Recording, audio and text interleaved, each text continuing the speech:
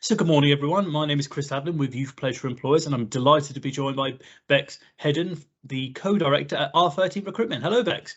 Hello, Chris. How are you? Yes, I'm not too bad. Yourself? Yes, good, thank you. Brilliant. Thank you for giving up your time this morning to talk to me. And I guess my starter for 10 question has to be, can you tell me about R13 Recruitment and what you do? Yes, of course, I'd love to.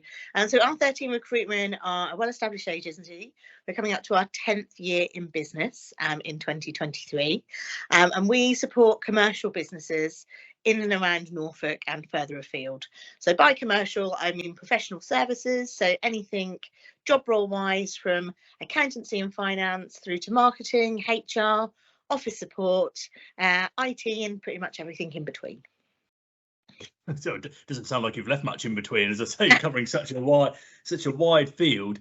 And speaking as someone who, as I say, has dabbled in recruitment a little bit, I can definitely say that before going to recruitment, if you asked me to actually list the job roles that are needed within a recruitment agency, I wouldn't have been able to tell you what they are. So if you had to briefly summarise the kind of roles and what they do within R13, could you break those down for me? Yeah, of course. So we have our support team. And the support team are responsible basically for making sure that all of the cogs continue to turn in the business. So they do all of the support elements, all of the administration side of things, all of the compliance, all of the database administration, policy side of things, all of that sort of side of things. Then we have the resource consultants. So those are the guys that are responsible for getting out there, finding candidates in the market, talking to people about what they'd like to do with their next job, and talking to them about how we can help them to achieve those career goals. And then we have our recruitment specialist teams, who are then responsible for actually going out there and identifying job roles within businesses that we could then help. Then a next level up from there would be kind of a recruitment manager, and those guys look after people within those teams essentially. So they then have their own teams of recruitment specialists and resource consultants. That's fantastic, and thank you. That's a really nice breakdown, as I say, of the different roles and the different responsibilities. And sort of just to build onto that, so to take you through the process, if I'm sending a CV in for a job that I've seen advertised with R13 Recruitment, sort of how would the process go from maybe the initial sending in a CV of interest to maybe getting the position? How would that go for the recruitment process? Great question, Chris. So first of all, it's completely free of charge. So if you decide that you're going to utilise a recruitment agency to help you find a new job, you're never going to be charged any money by that recruitment agency for the help that they give you. Here at R13, if we receive a CV from somebody, the first thing that we're going to do is give them a call and have a chat with them on the phone, find out a little bit more about them, where they've been, what they've done, what they want to do now, and just make sure that the job that they've applied for does actually align with their expectations and their desires. Sometimes it doesn't. Sometimes it does. When it does, we'll then progress them through to a face-to-face stage interview. So it's quite often over Teams like this, or face-to-face. We might meet somewhere in a cafe or have someone come into the office. And at that point, we're really diving deep into somebody's background in terms of sort of their career history, their education, all of that sort of side of things, what they like, what they don't like, getting as much information as we possibly can to really, really understand that person's strengths, their development areas and their motivations. From there, we then help that person to prepare a really nice tailored CV in relation to the job that they're going for. And then after that, we will then present that CV through to the client and discuss with the client in relation to what it is that candidate can offer to them in relation to the job role that they've got. So it's all about us proposing that person through to the organisation that we're working with. 9 times out of 10, the client would then like to see them for an interview. So we'll then work with the candidate to be able to coordinate that interview. We'll give them some support in relation to preparing for the interview, questions that they might be faced with, things that they might need to think about in relation to what they might want to ask the client so that they can get a bit more understanding for the business. So we'll check in with them prior to their interview, make sure that they're all prepped and ready to go. And then we'll check in with them after the interview just to check in, see how things went, what they're thinking, how they're feeling, all of that kind of thing. And then obviously we can help them to negotiate a job offer if it then does go through to that stage. Once they're then placed, you might think that that's where we bow out, but we do keep in contact with people over the first sort of 3 months of their employment just to check in, see how it's all going, making sure that they're settling in okay. That's amazing. Thank you. Whistle stop tour, Chris. No, I was going to say it definitely felt like you've crammed so much in that whistle top store, and that's really interesting. And one thing that sort of I think comes across quite clearly in the processes that you've said there is that someone working with a recruitment role needs to have, it sounds like, good rapport building ability, good communication skills. And those, I guess, are the kind of skills that, from, again, speaking to someone who maybe looked at a career in recruitment at one time, I sort of saw, it's obvious to, I think, see that those are some skills you need. Are there maybe some skills that people in your team display and should use on a daily basis that maybe you wouldn't actually think are useful in a recruitment environment, but actually really are? Yeah, so a lot of the time we advertise for jobs, but more often than not, people do not apply. It's very unusual now that people see an advert and apply for a job. It's bizarre. So more and more, we now find that we actually have to go out there and find candidates. So we need to be in a position where we can put together we call it a Boolean string. So check out Booleans. Line. Basically, it's a search criteria that you then put into job boards to then find candidates with the right skills and experience. So that's a key thing that you really need to be able to do. So you need to have really good kind of investigatory skills and have a real sense of wanting to know more. You need to be really inquisitive to kind of be able to get under the bonnet of what that job looks like and what that person needs to have, so that you can then be aware of the skills that you're searching for. So those are sort of two main skills when you're actually looking to find people. You also need to be a really good storyteller. So we've found when people have done public speaking or maybe drama before, that kind of stuff, you need to be able to tell the story of that client. You need to be able to tell the client the story of the candidate, the story of that job, all of that sort of side of things. So you're right when you talk about communication skills, but it does go a bit deeper and a bit broader than that in terms of being able to bring a job to life and to be able to get somebody interested in having a conversation with you about it from the outset. No, that's really, really interesting. And as I say, I never actually thought about it, as you say, they're about sort of painting that picture and painting that story. And I think that's completely correct. And as you say, if you told me before this, taking some sort of, the storytelling skills that someone might have displayed in, say, drama at school or college can then be put into a sort of, as I say, a sort of recruitment sort of sales based environment. I wouldn't have believed you, but that, when we've explained it there, it makes perfect sense. Quite good writing skills as well, because sometimes you can't just get hold of somebody on the phone straight away. You need to be able to put together, an email to them that's going to, get them interested and want to have a conversation with you. So it's on the both sides. Oh, brilliant. One question I've been asking to a lot of employers, and I know there is no easy answer to this question because I know there's no such thing as a typical day, but I'm going to ask you about a typical day. So, and be honest with me in terms of like, what are for a typical day for someone within R13, I say whether it's someone, say, working in the support sort of resourcing team, or maybe someone working, maybe one of your recruit managers, something like that. What kind of things are they doing? What are their challenges during the day, and what are their rewards? There's no better reward than getting someone a job that they really want. Like, that is just the cherry on top. It's absolutely brilliant. We work really closely with the candidates that we work with and the clients that we work with, to be fair. So when you can create that match and you line somebody up and they get that job and the client's delighted and the candidate's delighted, and you speak to them 3 months down the line, a year down the line, 5 years down the line, and they're still there and they're loving it, and you've made such a difference to kind of their life, then that is absolutely the best feeling in the world. And you've got to have that to want to do this job. You've got to genuinely care about people and about that, getting that result, to do a good job in this job, I think, personally. Some of the challenges that you can face, though, are, you can have a really brilliant conversation with somebody. They can tell you everything that they want. You can tell them about this fantastic job that you've got.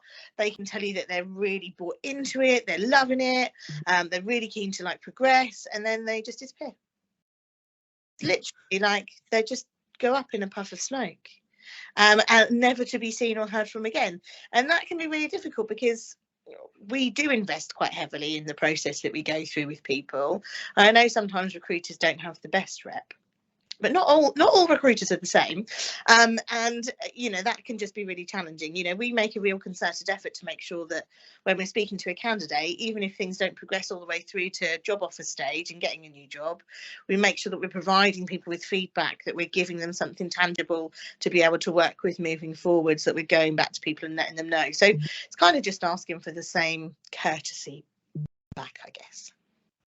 No, brilliant, thank you. And as I say, I know it's difficult to summarise, challenges, awards, and a typical day, but that's really interesting. Thank you for that. And you've touched a little bit on it there. And I'd be interested in your sort of, I say, honest perspective on this from some work in the field.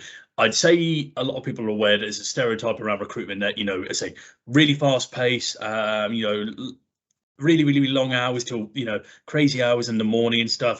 Lots of always targets. From someone who sort of, I say, is actually in there on a daily basis. How would you reflect on that stereotype, if you see what I mean? Well, and I mean, it is a stereotype, and when I first worked in recruitment, that stereotype was really true, and that's partly why Ruth and I decided that we would create R13, because actually that isn't tangible for a human being to sustain over a long period of time. It's just not.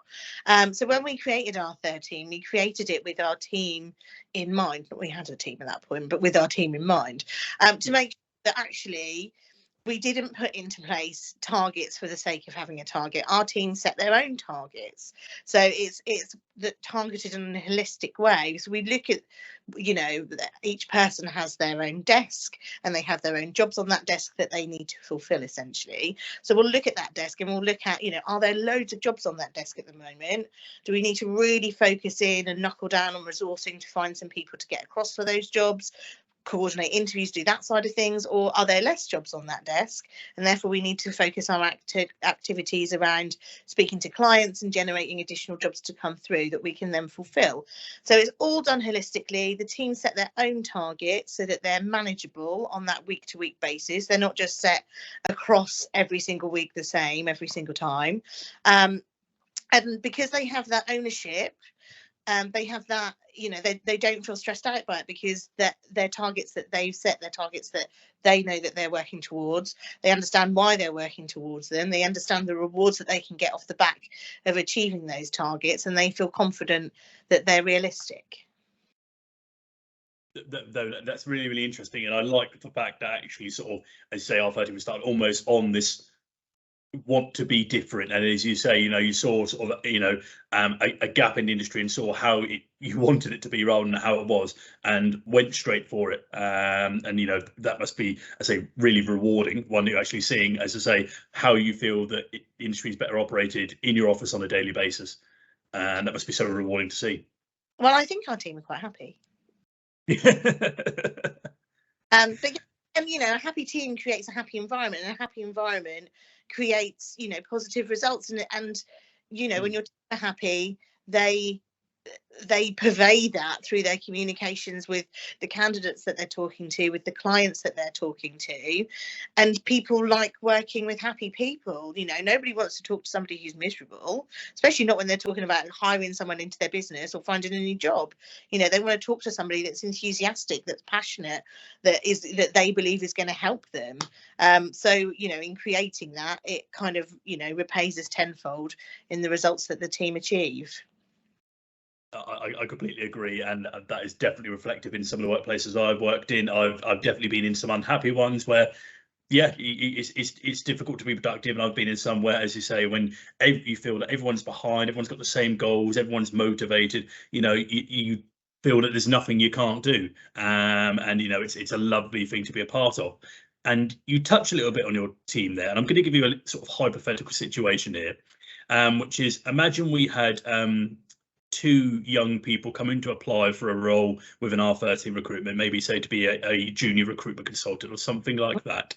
Imagine they have the same experience. What would be the traits, the hobbies, maybe the other things they could be doing with their time now, or something that would actually give them the edge, if you see what I mean, would make you think as an employer, I think you'd be really good for a career in recruitment? I think anything that they can do which hones their communication skills.